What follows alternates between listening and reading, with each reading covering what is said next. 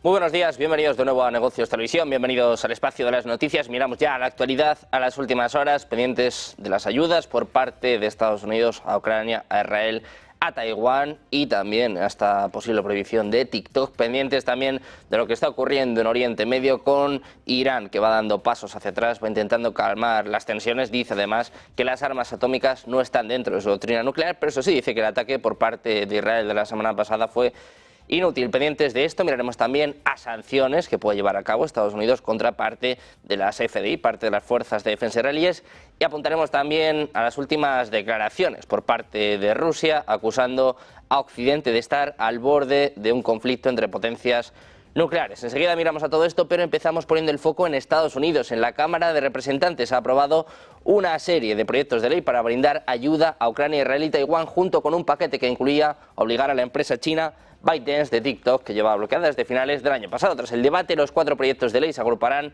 en un solo paquete y se enviarán al Senado para su aprobación. Después de eso se va a enviar al presidente Joe Biden para que lo promulgue. El presidente, el republicano Mike Johnson, apuntaba que no es una legislación perfecta. Dice que preferirían evitar balas al conflicto en el extranjero que a sus propios muchachos y a sus tropas. Dice además que cree que es un momento importante y una oportunidad para tomar esa decisión. La decisión de celebrar la votación supuso un peligro político, ya que miembros de línea dura de su partido amenazaron con derrocarlo. En marzo, por ejemplo, la representante Marjorie Taylor Greene, republicana por Georgia, presentó una moción para destituir a Johnson de su cargo, pero aún no ha forzado una votación sobre esta medida. El líder de la mayoría del Senado, Chuck Schumer, señaló el sábado que el Senado podría votar sobre el proyecto, sobre este paquete, el próximo martes.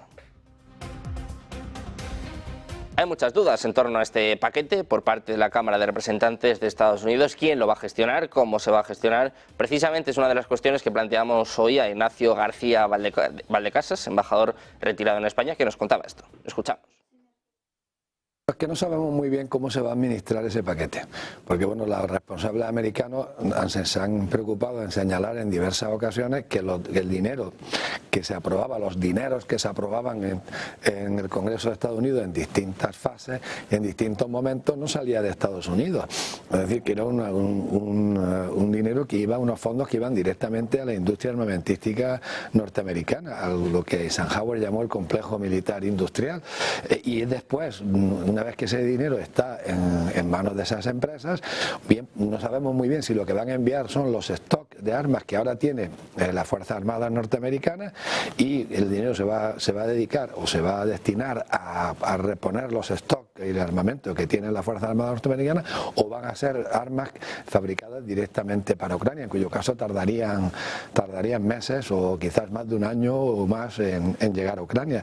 Hay muy poca transparencia en estas cuestiones, y tampoco sabemos muy bien, con esta falta de transparencia, qué es lo que impidió aprobarlo antes, y tampoco sabemos qué es lo que ha permitido aprobarlo, cuáles son los acuerdos que se hacen entre bambalinas. Hay reacciones también por parte de Rusia. Dice que la aprobación por parte de los legisladores estadounidenses de este paquete de ayuda, en concreto unos 61.000 millones de dólares para Ucrania, demostraban que Washington se estaba adentrando cada vez más en una guerra híbrida con Rusia, un conflicto que, según advertía el Kremlin, terminará en una humillación comparable a la de Vietnam o Afganistán. La portavoz del Ministerio de Asuntos Exteriores ruso, María Zakharova, dijo que estaba claro que Estados Unidos quería que Ucrania luchara hasta el último ucraniano, incluso con ataques contra el territorio soberano ruso y contra civiles. El conflicto, que se inició en 2022, ha desencadenado la peor de las crisis en las relaciones entre Rusia y Occidente desde la crisis de los misiles cubanos de 1962. La Cámara de Representantes de Estados Unidos, como les contamos, aprobó este sábado un paquete legislativo de 95.000 millones de dólares que proporciona asistencia de seguridad a Ucrania, Israel y Taiwán.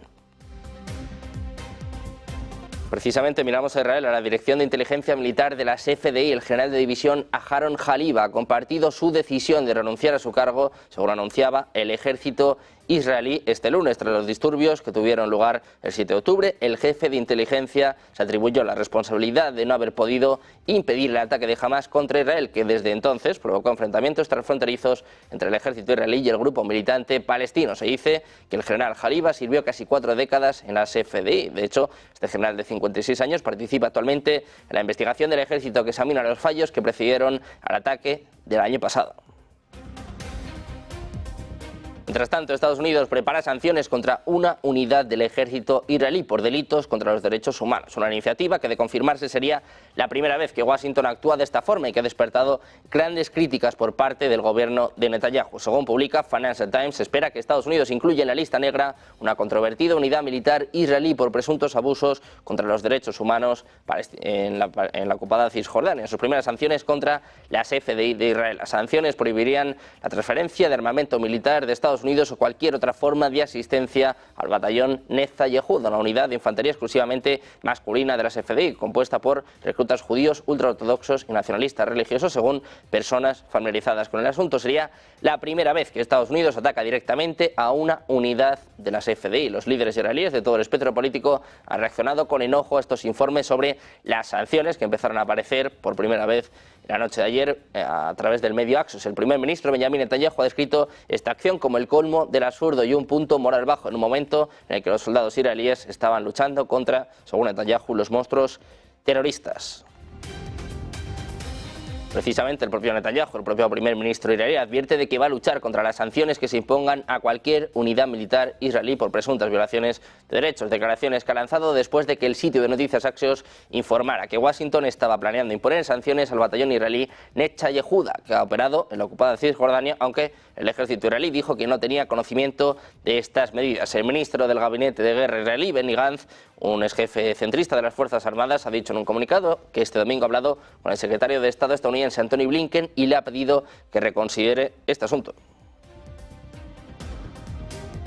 Pendientes también del ataque que tuvo lugar el pasado viernes por parte de Israel e Irán y del que empezamos a conocer más detalles. En concreto, The New York Times está publicando un relato, la decisión de Israel de devolver el golpe a Irán durante la noche del jueves al viernes, citando a 3 funcionarios israelíes anónimos. Dicen que el plan de represalia original incluía un ataque mucho más amplio contra objetivos militares, incluso cerca de Teherán. Como se ha informado ampliamente, Israel archivó los planes por una respuesta inmediata al ataque directo sin precedentes de Irán del 13 y 14 de abril, cuando quedó claro que había frustrado la mayoría de los misiles y drones iraníes con la ayuda de una coalición liderada por Estados Unidos, y después de una llamada telefónica esa misma noche entre el presidente Joe Biden y el primer ministro Benjamin Netanyahu, que finalmente optó por una respuesta menos poderosa en medio de una intensa presión diplomática para evitar una escalada de las hostilidades directas. Citando a funcionarios israelíes y occidentales, el artículo del Times también dice que aviones de combate israelíes dispararon un pequeño número de misiles desde varios cientos de kilómetros al oeste de Irán, y también pequeños drones de ataque conocidos como cuadricópteros para confundir a las defensas aéreas iraníes. Un solo misil alcanzó una batería antiaérea en una parte estratégicamente importante del centro de Irán, según dice este informe. Relatos anteriores indicaban que esto era parte de las defensas aéreas S-300 de la instalación nuclear de Natanz, mientras que otro de estos drones, otro de estos cuadricópteros, explotó directamente en el aire.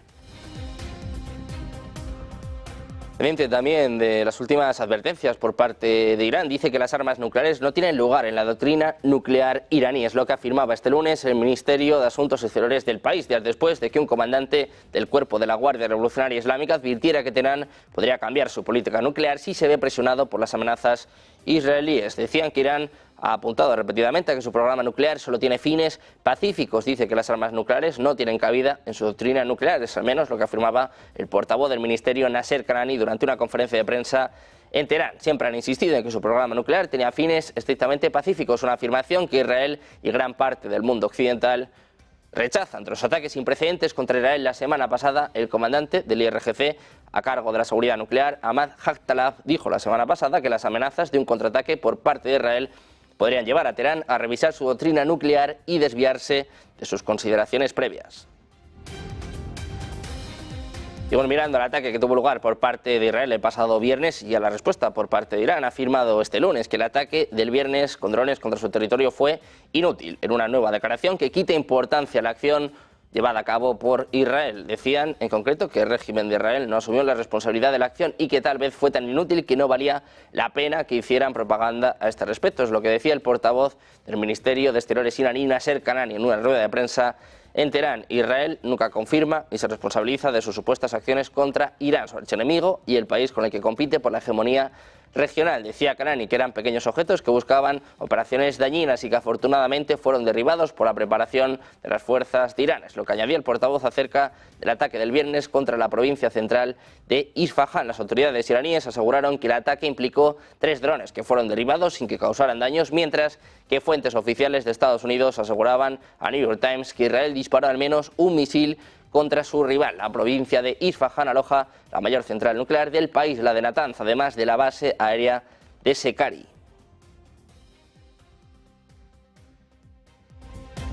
Pendientes también de las amenazas a las bases de Estados Unidos, el Kataib Hezbollah iraquí ha negado haber emitido una declaración diciendo que había reanudado los ataques contra las fuerzas estadounidenses. Eso es lo que apuntaba en la aplicación de mensajería de Telegram. La negación se produce horas después de que circulara otra declaración sobre grupos que se cree que están afiliados a la facción armada respaldada por Irán, que declaró la reanudación de los ataques unos 3 meses después de su suspensión. Kataib Hezbollah ha descrito esto como una noticia fabricada. Pendientes también de las sanciones a Irán, los ministros de Asuntos Exteriores de la Unión Europea se reúnen este lunes en Luxemburgo para debatir el refuerzo de las defensas aéreas de Ucrania y la ampliación de las sanciones a Irán. Rusia ha intensificado sus ataques aéreos contra las infraestructuras energéticas ucranianas y otros objetivos, por lo que los gobiernos de la Unión Europea se ven presionados para suministrar a Kiev más sistemas de defensa antiaérea, como por ejemplo los Patriot. Kiev y sus aliados europeos recibieron un gran espaldarazo el fin de semana, cuando la Cámara de Representantes de Estados Unidos aprobó un paquete de más de 60.000 millones de dólares para hacer frente a la guerra en Ucrania, aunque los ministros también van a debatir la guerra de Sudán. La atención se va a centrar sobre todo en los conflictos que asolan al este y el sur del bloque de los 27, Ucrania y Oriente Medio. Los de defensa también se unirán para debatir el envío de sistemas de defensa aérea a Ucrania. Miramos también ataques a bases en Estados Unidos. Al menos 5 cohetes fueron lanzados este domingo desde la ciudad iraquí de Zumar hacia una base militar estadounidense en el noreste de Siria, es lo que apuntaban a Reuters 2 fuentes de seguridad iraquíes. El ataque contra las fuerzas estadounidenses es el primero desde principios de febrero, cuando grupos respaldados por Irán en Irak detuvieron sus ataques contra las tropas estadounidenses. Hablamos de nuevo del gobierno de Israel. Ha lanzado un nuevo fondo para alentar a los inversores institucionales a impulsar las inversiones en empresas de alta tecnología, es lo que apuntaba este domingo la Autoridad de Innovación de Israel. El sector tecnológico es un motor clave de la economía de Israel y representa cerca del 20% de la producción, el 12% de los empleos, más del 50% de las exportaciones y el 25% de los ingresos fiscales. Dice que el sector de alta tecnología es un pilar central y significativo de la economía israelí y que por ello deben garantizar la diversidad de sus fuentes de financiación. Añade que están en un periodo en el que necesitan planificar una estrategia para la transición de la guerra al crecimiento, y la inversión inteligente en alta tecnología israelí es uno de los primeros pasos que están dando.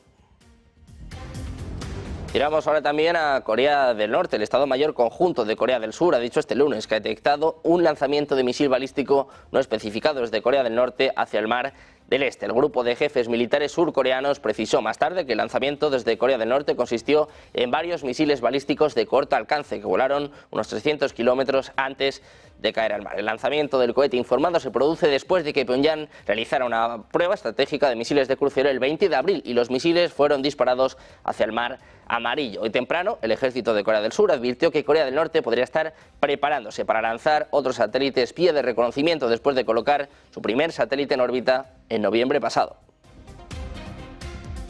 Miramos ahora a la OTAN. El general Ben Hodge ha sido el comandante general del ejército de los Estados Unidos en Europa. Ha trabajado como asesor principal de Human Rights First y como mentor principal de logística de la OTAN. Sabe latín, que se suele decir en cuanto a las necesidades de defensa en el viejo continente y las amenazas que le ponen en peligro. Por eso, cuando habla, es importante escucharlo. Ahora lo ha hecho a propósito del conflicto en Ucrania. En una entrevista con Al Jazeera sostiene que el peor escenario para Kiev es que las potencias occidentales sigan haciendo lo que estamos haciendo exactamente ahora mismo. O sea, no entregar armamento que marque la diferencia y que permita a los de Zelensky no solo resistir, sino echar a Rusia. Cree este militar, además, que las amenazas nucleares de Rusia probablemente produzcan una división en la alianza occidental y líderes más ambiciosos proporcionen formas más provocativas de ayudar a Ucrania. Añadía que cree que existe una posibilidad muy real de que ciertos países europeos se sumen, imaginándose a Polonia, incluso a Francia y a algunos otros, diciendo de alguna manera que no pueden darse el lujo de no hacerlo. El exjefe de la OTAN afirma que Europa es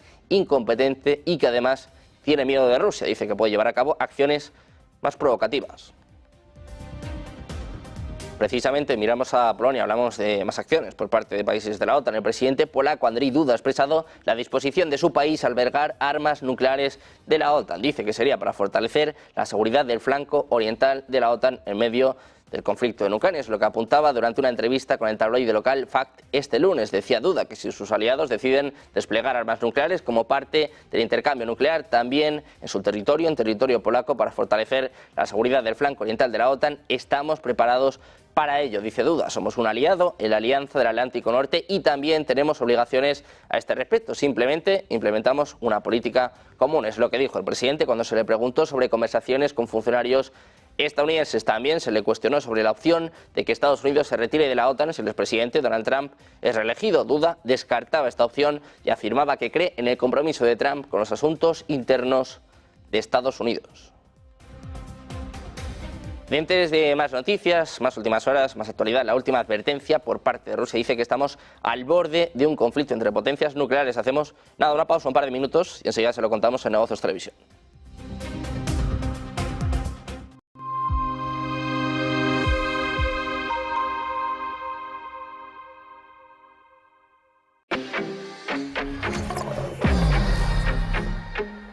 ¿Quieres invertir en bolsa? Déjame enseñarte algo. Él es Guille, compra acciones de empresas de videojuegos. Y él es Javier, invierte en acciones del mundo del motor. Y ella es... ¿Pero cuál es la comisión? 0 comisión. Abre tu cuenta de cliente totalmente online, invierte en acciones y fondos cotizados sin comisiones hasta 100.000 euros al mes. ¿Y tú? ¿En qué vas a invertir?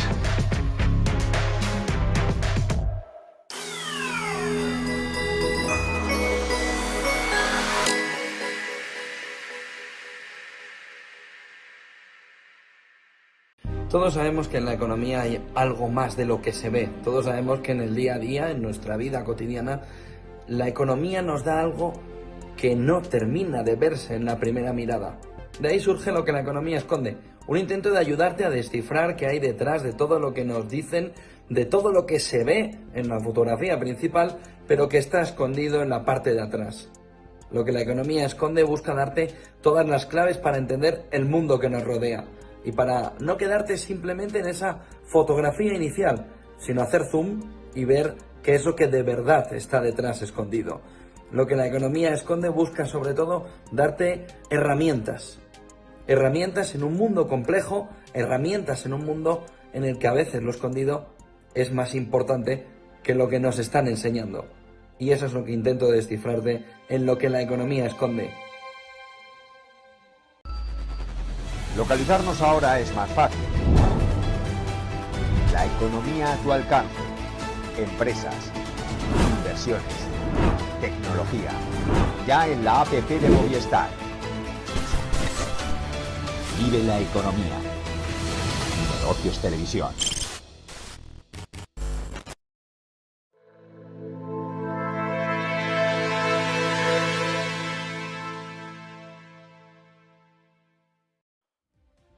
Ya de vuelta a Negocios Televisión, seguimos pendientes de la actualidad de las últimas horas de las declaraciones del ministro de Asuntos Exteriores ruso. Sergei Lavrov ha afirmado este lunes que el apoyo de Estados Unidos, Gran Bretaña y Francia a Ucrania estaba avivando graves riesgos estratégicos que habían elevado el peligro de una confrontación directa entre las mayores potencias nucleares del mundo. Lavrov ha dicho que Estados Unidos y la OTAN estaban obsesionados con la idea de infligir una derrota estratégica a Rusia, que dicha confrontación entrañaba riesgos que podrían conducir a un mayor nivel de peligro nuclear. Decía Lavrov, los occidentales están tambaleando peligrosamente al borde de un choque militar directo entre potencias nucleares que está cargado de consecuencias catastróficas. Estados Unidos y sus aliados afirman que están ayudando a Ucrania a defenderse de la agresión rusa y que es Rusia la que está agravando las tensiones este-oeste, incluso lanzando repetidas advertencias sobre el peligro de un conflicto nuclear. Miramos ahora a la última evaluación del Instituto para el Estudio de la Guerra. Ojo, porque apunta que Rusia está reforzando su ejército para hacer frente a un conflicto a gran escala con la OTAN. Es lo que está confirmando, como les decíamos, el Instituto para el Estudio de la Guerra, según recoge Newsweek. Por su parte, el periódico Izvestia, afín al Kremlin, ha publicado recientemente un informe en el que se trata el tema de la expansión del recién creado Distrito Militar de Leningrado por parte del Ministerio de Defensa de Rusia. Fue anunciado por Putin el pasado mes de diciembre como respuesta a la entrada de Finlandia en la OTAN. Según aseguraban fuentes del ministerio, al citado medio ruso se habría formado una brigada de misiles balísticos Iskander-M en Karelia, una república al norte del país que hace frontera con Finlandia. Pero este no es el único movimiento de Rusia. Se sabe que ha desplegado una nueva fuerza aérea y un ejército de defensa aérea en la región, formado por cazas, bombarderos, unidades de defensa aérea y tropas de ingeniería. El propio excomandante de la flota rusa en el Báltico, Vladimir Valuyev, ha comentado a Izvestia que se trata de una respuesta a la entrada de Finlandia en la OTAN, así como un refuerzo adicional del flanco occidental. Añade que en el peor de los casos la brigada de misiles se va a ocupar de las tareas relativas a las fuerzas de la OTAN que representan una amenaza. Añadía que ahora tienen que vigilar a los finlandeses. Pendientes también de Argentina, del presidente Javier Milei, aunque Argentina siempre o casi siempre ha mantenido una postura neutral en los conflictos bélicos que han tenido lugar en el planeta. Con Javier Milei a la cabeza la realidad es bien distinta. Es más, en la actualidad se ha alineado con Estados Unidos e Israel. Precisamente con este último país, el jefe de Estado argentino mantiene un alineamiento sin matices. Sí, tanto desde antes de ganar las elecciones presidenciales como ahora ha sostenido al gobierno de Benjamín Netanyahu y también a su derecho a responder por el ataque que desde Gaza perpetraron contra poblaciones civiles. Y no solo eso, el mandatario argentino, ante la escalada bélica que enfrenta Tel Aviv y Teherán estos días, ha expresado su solidaridad, compromiso inclaudicable y respaldo enfático al político israelí en su derecho a defenderse frente a los ataques iniciados por Irán. A su juicio, un país que pretende promocionar el terror y la destrucción de la civilización occidental, una reacción que no ha pasado desapercibida para ciertas personalidades políticas a las cuales les ha llamado la atención el lenguaje aguerrido que ha empleado y que no ha hecho referencia en una sola vez a la palabra paz.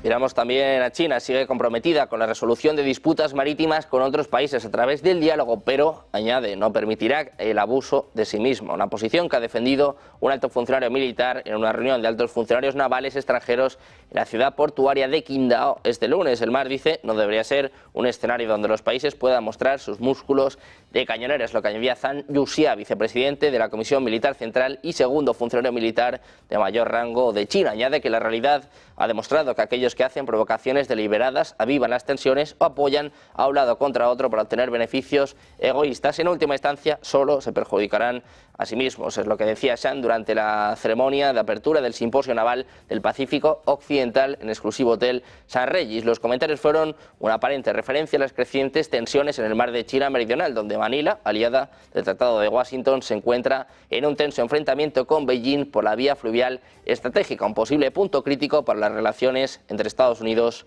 y China.